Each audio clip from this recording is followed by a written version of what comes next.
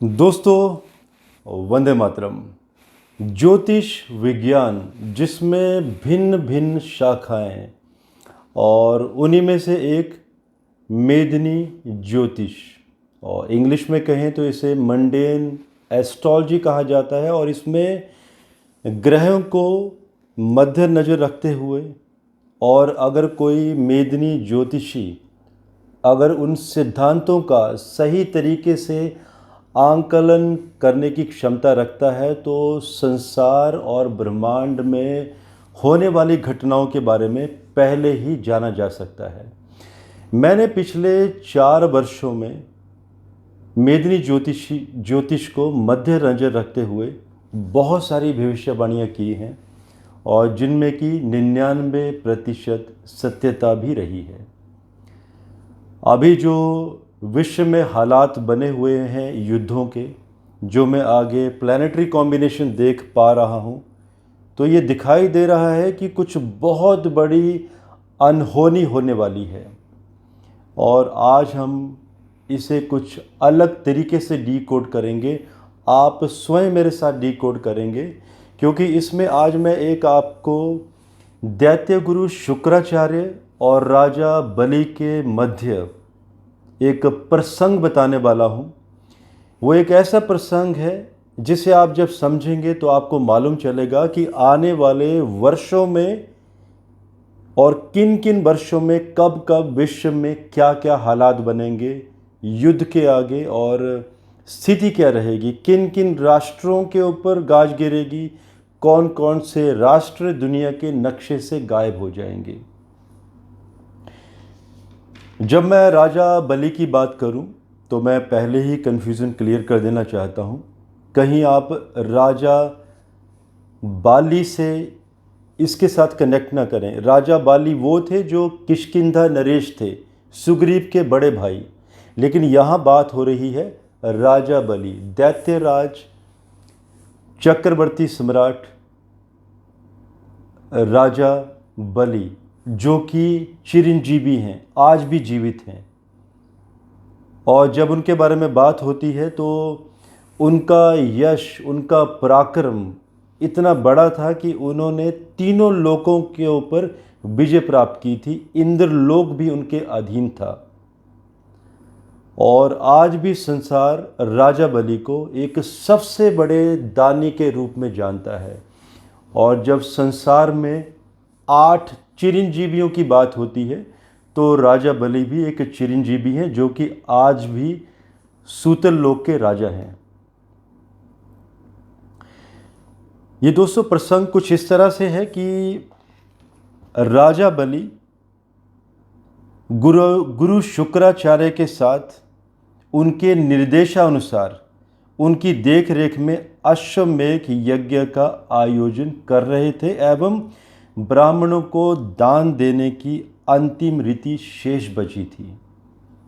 और उसी समय प्रभु श्री विष्णु, जो कि बाल ब्रह्मचारी वामन अवतार ने यज्ञ वाटिका में प्रवेश किया। और दोस्तों असमंजस वाली बात है कि राजा बलि, जो कि संसार और ब्रह्मांड के सभी ऐश्वर्यों और भौतिक सुखों का दान करने का सामर्थ्य रखते थे, उनसे उन बाल ब्रह्मचारी ने मांगा भी तो क्या मांगा, 3 पग भूमि का दान। और शुक्राचार्य भी, क्योंकि वो यज्ञ वाटिका में थे, जब उन्हें ये बात मालूम चली, जब उन्होंने ये बात सुनी, तब उन्होंने राजा बलि को सचेत किया और उन्हें ये कहा कि ये बाल ब्रह्मचारी जो कि यज्ञ वाटिका में आए हुए हैं, ये जो दान मांग रहे हैं, ये कोई और नहीं बल्कि स्वयं श्री हरि विष्णु हैं। और दैत्य गुरु शुक्राचार्य ने राजा बलि को ये आदेश दिया कि श्री हरि विष्णु यज्ञ में इंद्रदेव और अन्य देवताओं के हितों के लिए, उनके साधन के लिए यज्ञ में आए हैं। और अगर राजा बलि ने उनकी इच्छा अनुसार अगर दान देने का संकल्प किया तो राजा बलि अपना सब कुछ खो देंगे। सो दोस्तों, राजा बलि तो राजा बलि ठहरे, जो कि दान देने के लिए बहुत ही प्रसिद्ध थे और जैसे मैंने कहा कि बहुत बड़े दानी के रूप में उन्हें जाना जाता है। और जब उन्हें ये मालूम चला कि वो स्वयं श्री हरि विष्णु हैं बाल रूप में, तो उन्होंने ये कहा शुक्राचार्य जी को कि जिनके समक्ष पूरा संपूर्ण संसार हाथ फैलाए खड़ा रहता है, वही आज मेरे समक्ष हाथ फैलाए खड़े हैं। और ये कहते हुए वो दान देने के लिए प्रस्तुत हो जाते हैं। जो लोग सनातन को मानते हैं, हिंदुइज्म को मानते हैं, अक्सर आप लोगों ने देखा होगा कि आपके घरों में भी पूजा पाठ, यज्ञ, हवन, ये सब प्रक्रियाएं होती हैं। और दान तभी संपूर्ण होता है जब आप संकल्प लेते हैं। यज्ञ का भी संकल्प लिया जाता है, तभी यज्ञ भी परिपूर्ण होता है। अक्सर आप लोगों ने देखा होगा कि जब भी कभी आप दान देते हैं तो जजमान अपने हाथों द्वारा कमंडल को पकड़ के उससे एक जल की धारा का प्रवाह करता है, जो कि दान लेने वाले के हाथ में प्रवाहित की जाती है और शपथ ली जाती है, दान का संकल्प लिया जाता है। और इसी तरह से कुछ वहाँ पर भी हुआ। जैसे ही राजा बलि अपना कमंडल लेकर उन बाल ब्रह्मचारी के हाथ में, जब वो जल की धारा बहाने की कोशिश कर रहे थे संकल्प लेने की, तो वो धारा नहीं बहती है, कुछ अवरोध आ जाता है। अवरोध का कारण मित्रों ये था कि दैत्य गुरु शुक्राचार्य, जो कि सूक्ष्म रूप में उस कमंडल में विराजमान हो जाते हैं और जल में अवरोध उत्पन्न करते हैं, ताकि राजा बलि कोई संकल्प ना ले सकें, वो 3 पग भूमि का दान ना कर सकें उन बाल ब्रह्मचारी को। उसी समय वो बाल ब्रह्मचारी अपने एक शूल से उस कमंडल का अवरोध हटाने की कोशिश करते हैं और वो शूल दैत्य गुरु शुक्राचार्य जी की आंख में लग जाती है और उनकी आंख खंडित हो जाती है। और उसी समय वो अपने वास्तविक रूप में उस कमंडल से बाहर आते हैं और राजा बलि को तरह तरह के शाप देते हैं। और उनमें से ये एक शाप और भी था कि वो उन्हें कहते हैं कि असुरों को हमेशा देवताओं से सदा पराजित होना पड़ेगा। तो आप देखिए, ये जो शाप है, जब जब भी संसार में जितने भी आक्रांता है, जब वो बहुत पावरफुल हो जाते हैं, तो अक्सर ऐसा होता रहा है कि देवताओं की उनके ऊपर विजय प्राप्ति होती है। अब आप खुद समझिएगा, क्योंकि आगे मैं एक 4 सिद्धांत भी बताऊंगा, लेकिन इस स्टोरी का एक सार भी तो समझ लें। सार ये निकलता है कि जो अपने गुरु पर विश्वास करता है, उसका कभी अहित नहीं होता। जो लोग मेरे साथ काफ़ी समय से जुड़े हुए हैं दर्शक, उन्हें मैंने 4 सिद्धांत बताए थे मेदिनी ज्योतिष के, जो कि मैं फिर से बताने वाला हूँ। 2-3 वीडियो में पहले बता चुका हूँ, क्योंकि ये सिद्धांत आप लोगों को याद रखने पड़ेंगे अगर आगे का वीडियो अगर आप चाहते हैं कि आप खुद मेरे साथ डिकोड करें। जब भी हम देवगुरु बृहस्पति अर्थात जुपिटर, जब इनकी बात करते हैं, तो उनसे परिभाषित किया जाता है देवताओं को, हिंदुइज्म को एंड सनातन को। इसी तरह से केतु से परिभाषित किया जाता है क्रिश्चियनिटी एंड सिखिज्म को। वीनस, शुक्र से परिभाषित किया जाता है असुरों को, दैत्यों को और उनका ही एक नया प्रतिरूप, जिसे इस्लाम की संज्ञा दी गई है। और राहु से परिभाषित किया जाता है कट्टर इस्लाम को। तो देखिए, राजा बलि जो कि शुक्र के प्रभाव में थे, शाप मिला तो भी वो वरदान का एक रूप ले लिया उस शाप ने, और उन्हें सूतल लोक का कल्पांत तक राजा बना दिया गया श्री हरि विष्णु द्वारा। और श्री हरि विष्णु स्वयं उनके द्वार की रक्षा करते हैं आज भी। तो राजा बलि ने राहु का प्रभाव नहीं लिया था, क्योंकि राहु कट्टर इस्लाम की भी संज्ञा को परिभाषित करता है। और देखिए, ये जो 4 मैंने तथ्य बताए हैं, अब इसके साथ कुछ और कड़ियाँ भी आगे हम जोड़ेंगे ताकि आपको मालूम चले कि आने वाले वर्षों में क्या क्या होने वाला है। दोस्तों याद कीजिए, मैंने जून 2021 में एक भविष्यवाणी की थी कि सितंबर 2021 में जैसे ही 13 दिनों का कालयोग पक्ष आएगा, उस समय अफगानिस्तान अपना अस्तित्व खो देगा और वहाँ पर एक भयानक युद्ध की स्थिति उत्पन्न होगी। याद कीजिए, सितंबर अक्टूबर 2021 में क्या हुआ था। एक इस्लामिक राष्ट्र, वहाँ पर उनके राजा, उनके मंत्री, उनके कैबिनेट के मिनिस्टर, उन्हें अपना ही देश छोड़कर भागना पड़ा और जो वहाँ के आतंकवादी थे उन्होंने देश की सत्ता संभाल ली थी।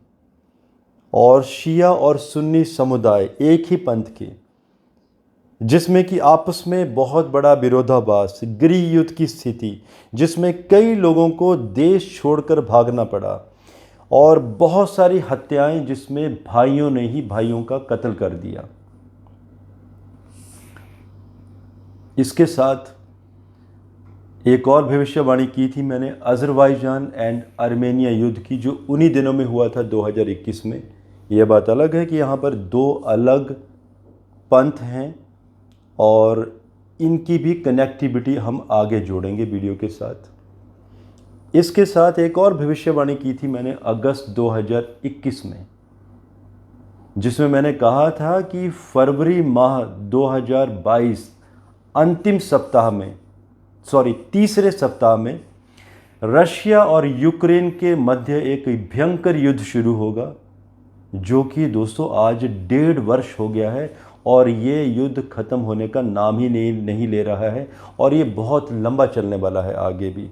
इसके साथ और भी बहुत सारी चिंगारियाँ भड़कने वाली हैं, वो सब मैं आज आपको बताऊंगा। इसके साथ मैंने एक और वीडियो दिया था मई 2023 में, जिसमें मैंने कहा था कि सितंबर 3rd वीक 2023 के मध्य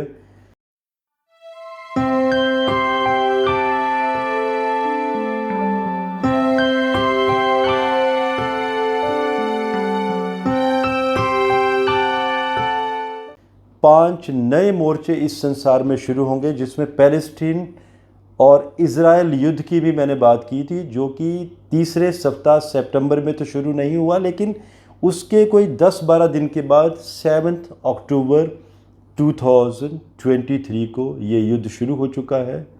आज 1 माह पूरा हो चुका है।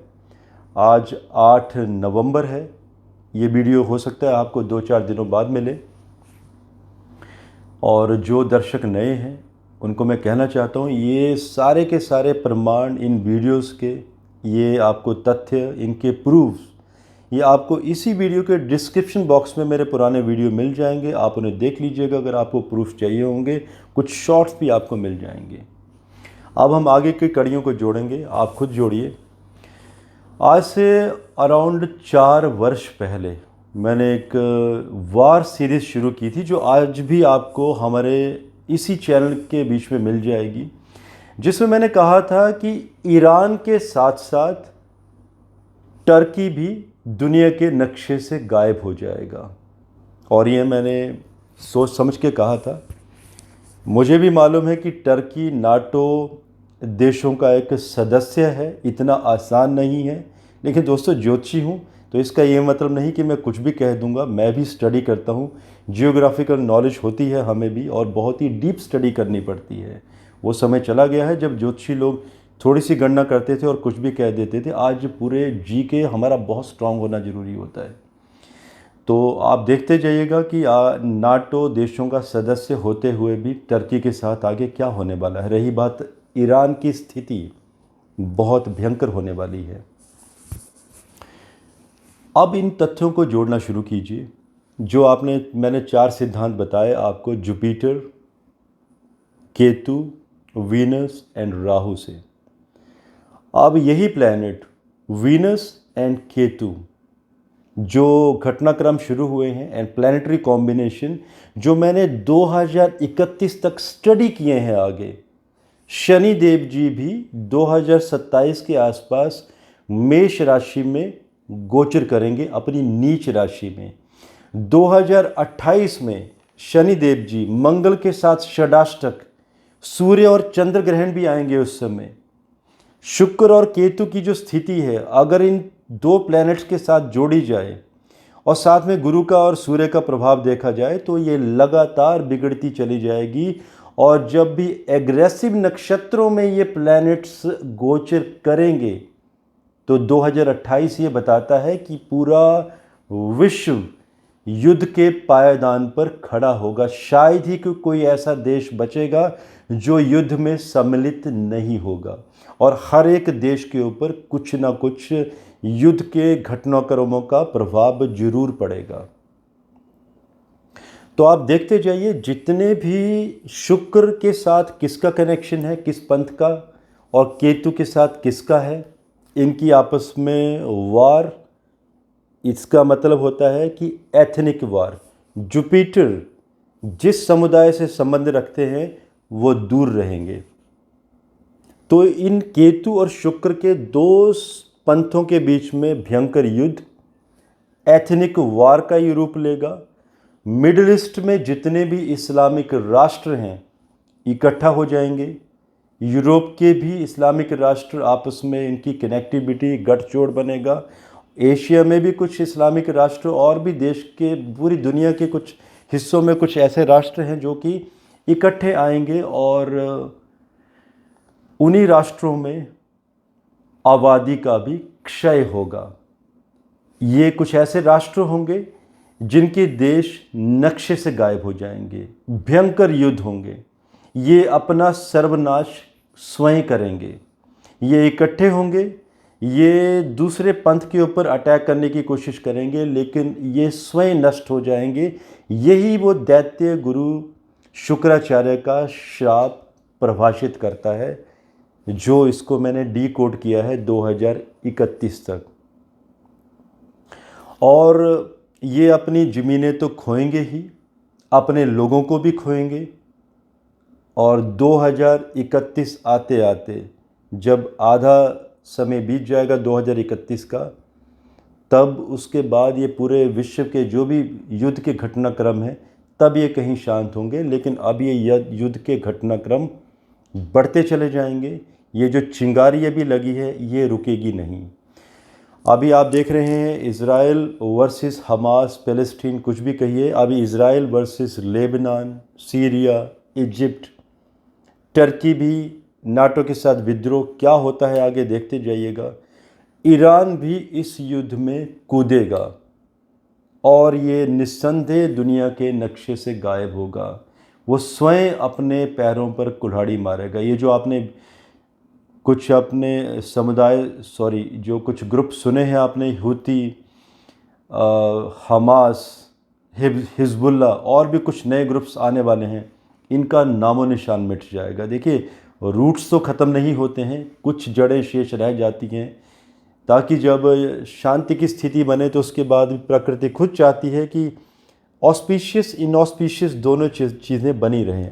धर्म अधर्म जब तक पृथ्वी में रहेगा तभी तक पृथ्वी रहेगी, तो दोनों चीज़ें सुचारू रूप से चलती रहती हैं साइड बाय साइड। तो ये आगे कॉम्बिनेशन बता रहे हैं कि जनसंख्या बड़े पैमाने पर युद्धों से ख़त्म होने वाली है, जिसमें इन राष्ट्रों के ऊपर शुक्र और राहु के ऊपर प्रभाव पड़ने वाला है। इससे संबंध रखने वाले राष्ट्र और पंथ, इनकी आबादी का भयंकर रूप से क्षय होने वाला है। इसका एक बहुत बड़ा एग्जाम्पल ले लीजिए, आप खुद समझ जाएंगे। एक और जो कि अभी करंट जो सिनेरियो चल रहा है, हमास ने गाजा पट्टी में रहते रहते इज़राइल के ऊपर अटैक किया और हमास को ईरान की पूरी सपोर्ट है, पूरी दुनिया जानती है, और भी उसे इस्लामिक राष्ट्रों की पूर्ण सपोर्ट है। ये एक ऐसे संगठन बनाए गए हैं जो कि प्रॉक्सी वार, छापामारी युद्ध करने के लिए। इन्होंने ये सोचा था, जैसे इन्होंने किया, इज़राइल पर एक छापामारी युद्ध किया, वहाँ पर भोले भाले लोगों को मारा और नारियों के साथ जो अभद्र व्यवहार किया, जिसका दोस्तों विचार करना भी, आप जानते हैं वहाँ पर क्या व्यवहार हुआ है। ऐसा कोई सोच भी नहीं सकता कि ऐसे भी किया जा सकता है नारियों के साथ। और इसके साथ इन्होंने बहुत सारे लोगों को बंधक भी बना लिया है। तो इनका ये प्लानिंग था कि कहीं ना कहीं इज़राइल शांत हो जाएगा, निगोशिएशन के टेबल पर आएगा और वो अपनी शर्तें मनवाएंगे और अपने तरीके से सत्ता को चलाएंगे। और देखिए युद्ध की तैयारी कितनी ज़बरदस्त की थी, इतनी भयंकर फंडिंग, अंडरग्राउंड टनल्स, और वहाँ से छापामारी युद्ध किया जा रहा था। तो देखिए आज की स्थिति 8 नवंबर की क्या है, इज़राइल ने नॉर्थ गाज़ा को अलग कर दिया है और साउथ गाज़ा के ऊपर एक अलग। तो देखिए गाज़ा पट्टी का क्या हुआ, 27 लाख लोग जो इनके अपने थे, जिन्होंने ये छापामारी युद्ध छेड़ा। तो दोस्तों ये तो अपने भाइयों के भी नहीं हुए, इन्होंने अपने एक छापामारी युद्ध करने से ही अपने भाई जो इनके थे, उन 27 लाख लोगों को देश छोड़कर इजिप्ट या और देशों में बसना पड़ेगा। इन्होंने अपनी आबादी का खुद ही क्षय कर दिया, खुद ही अपने भाइयों को बर्बाद कर दिया, जैसे पीछे अफ़गानिस्तान में हुआ, भाइयों ने ही भाइयों को मार दिया। तो ये करने तो कुछ और आए थे, लेकिन ये इनको ये नहीं मालूम था कि इनडायरेक्ट तरीके से ये अपनी ही सभ्यताओं को ख़त्म करने की कोशिश करेंगे। तो देखिए अभी गाज़ा पट्टी में क्या होगा, इज़राइल पूर्ण तरीके से कब्जा कर लेगा और अमेरिका का भी वहाँ पर युद्ध के बेस बनेंगे वहाँ पर।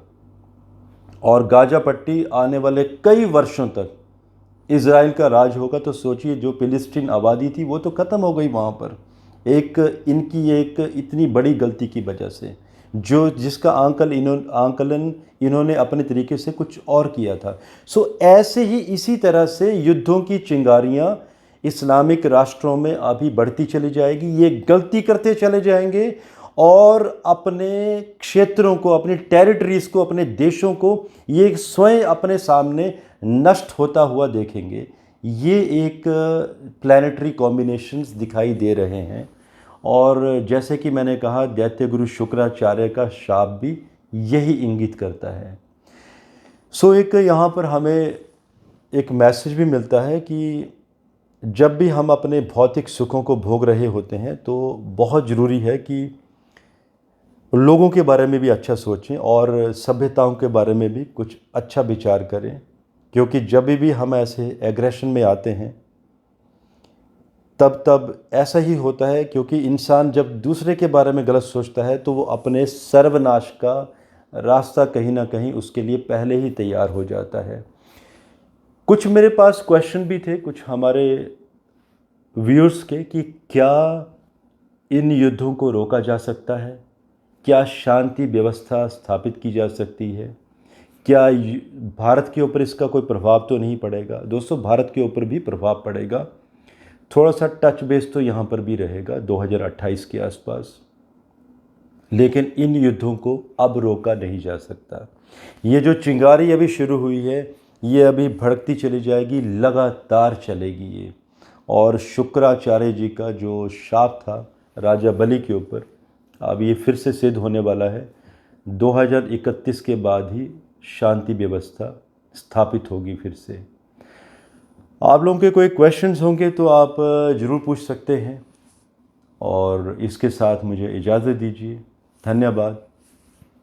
भारत माता की जय।